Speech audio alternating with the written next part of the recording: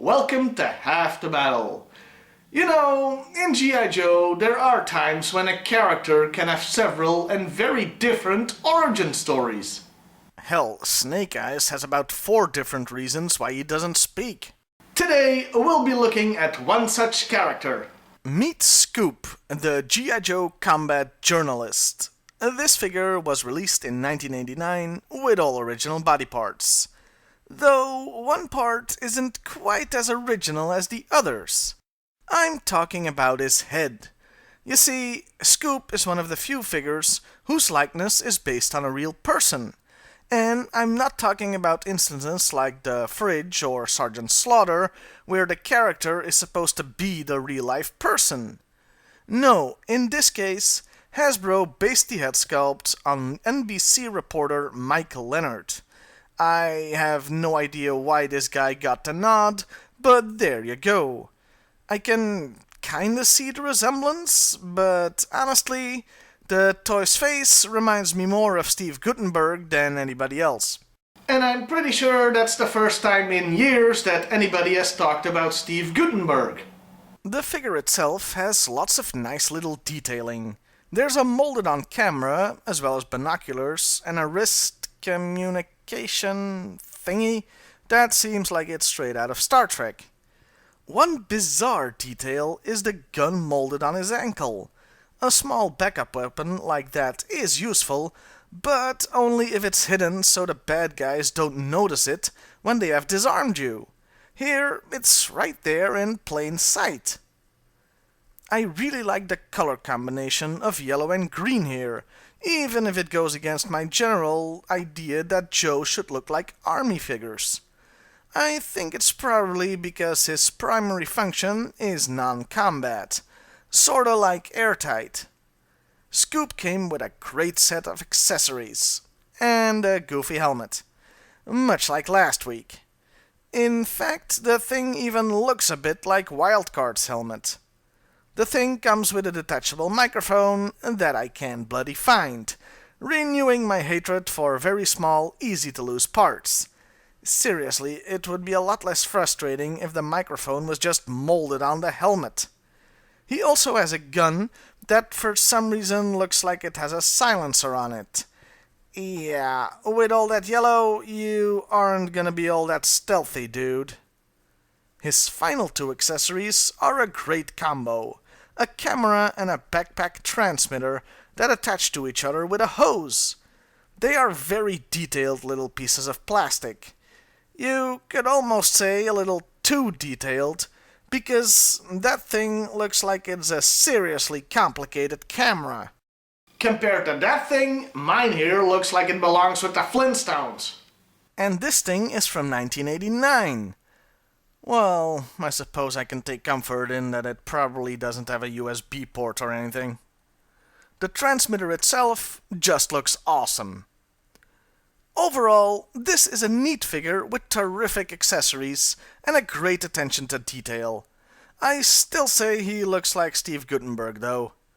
And that was the only toy of Scoop ever made. He hasn't gotten a new version yet in any line. With that, let's move on to the character and his many origin stories, starting with the file card. First of all, we have to talk about his name. Remember when I said they based his head sculpt on Mike Leonard? Well, Scoop's real name is Leonard Michaels, thus completing the in-joke. Also, they're both from Illinois. Scoop had degrees in journalism and electrical engineering, meaning he could have gotten a job on any of the networks. But he'd rather be in the thick of things, so he joined the G.I. Joe team. At first, the other Joes resented him because they figured he'd be a third wheel just filming things. This will become a theme, people not liking Scoop. They changed their mind when he carried a wounded Joe 2 kilometers while keeping his camera rolling. Redemption will also be a theme. So, that was one origin. Up next is the comic. He first shows up in Special Missions, issue 23, aptly named Scoop. He joins the Joes for an extraction mission to get a revolutionary leader out of Destro's hands. And while he did go through the G.I. Joe training course and passed, he was assigned to the team under pressure from the Department of Defense, who wanted visual documentation of the Joe missions. You know, that all seems pretty contradictory to me. I mean, they want video evidence of missions that aren't supposed to happen, done by a team that isn't supposed to exist. Well, I suppose that's military intelligence at work here. True to the file card, the Joes resent him for being a rookie, and because the DoD forced him down their throats. They mock him, but try to show him the ropes anyway. The mission itself ends up a total failure. The Joes set up an ambush, but end up getting ambushed themselves, and have to fight for their lives getting out of there. Scoop, who has been pretty damn useless up to this point, finally comes through by knocking out a single bad guy, but he destroys his camera in the process, meaning it was all for nothing. But at least he proved himself to the other Joes. And come to think of it, this is the second week in a row where a character is introduced in the comic, only for the Joes to fail miserably at their job. I will say the story is a good introduction for Scoop, and doubles as a tale of what happens when a new recruit joins the Joes. I do have to wonder why they made him blonde, though. The comic is usually good and not straying from the toys too much. And now we come to the cartoon, which means the DiC series. Actually, Scoop is introduced in the opening miniseries Operation Dragonfire, which is a surprisingly good cartoon. I think it wasn't bad, mostly because it was done more in the style of Sunbow, rather than being a typical DiC story the series would become infamous for. Scoop is introduced as a reporter doing a story on the Joes. He ends up in the middle of a Cobra attack and saves Sergeant Slaughter's life, who for some reason is the Joe leader in this arc. And the Sarge offers him a place on the team right there on the spot. Thanks for saving my life, Michael. You're welcome, Sarge. But I think my footage got a little overexposed. Not to mention your clothes. If you feel like changing out of those smoking civvies into something more stylish. Like, say, a G.I. Joe uniform? You mean it? Michaels, when I see someone who's got the right stuff, I'll sign them up.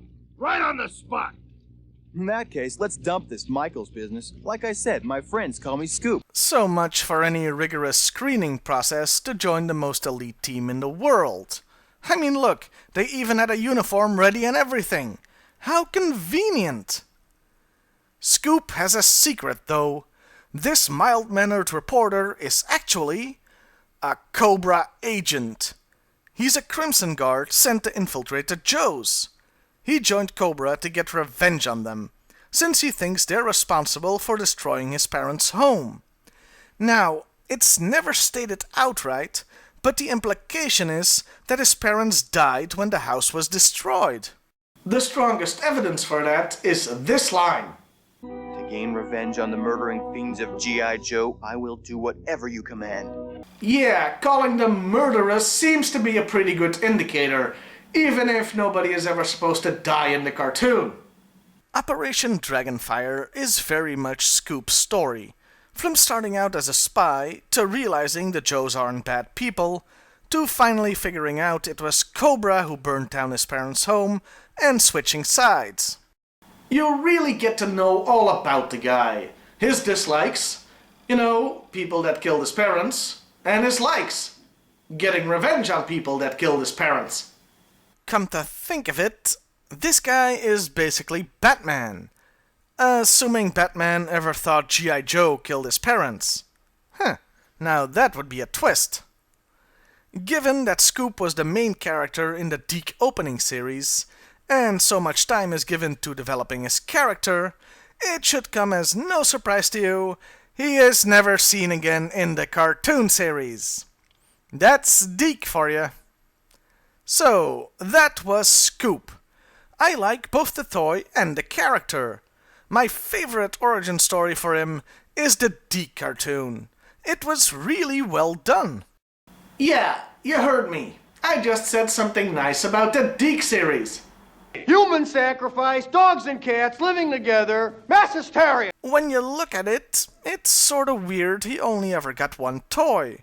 Given his prominence in Operation Dragonfire, as well as having an issue of the comic dedicated to him, you'd think they'd had big plans for the character, making him a major player like Duke or Snake Eyes. But he pretty much disappeared after his various debuts. Scoop is one guy I would have liked to have seen more of. Hey, Collectors Club, get on that. Well, see you next week, everybody.